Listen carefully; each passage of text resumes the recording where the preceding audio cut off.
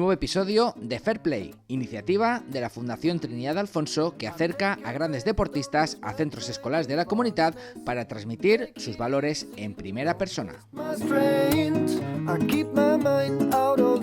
El elegido fue el campeón paralímpico Ricardo Ten, que se acercó al Instituto de Enseñanza Secundaria Bastos de Valencia, un centro donde también cursa sus estudios la atleta del Valencia Terrimar Fátima Diame, una campeona presente y futura que también disfrutó de este encuentro. Vivir superando límites, así describió Ricardo Ten su charla y podría ser perfectamente el título de la película de su vida. Una completa carrera deportiva, con oros olímpicos y récords del mundo incluidos, marcada por el esfuerzo y la superación. Tener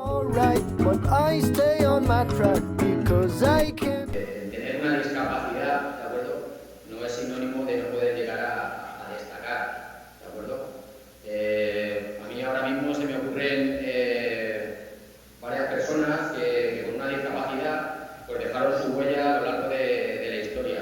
Pues bueno, para mí el deporte empezó como un juego cuando era pequeño, me lo pasaba genial con el deporte. Después descubrí la competición y más tarde pues pasó a ser mi vida. El esfuerzo, muy importante, ¿no? La cultura del esfuerzo, todo lo que practicamos con esfuerzo, todo lo que realizamos con esfuerzo nos produce una sensación increíble, ¿no? Y es por el valor que le damos al esfuerzo que hemos tenido que realizar para conseguirlo.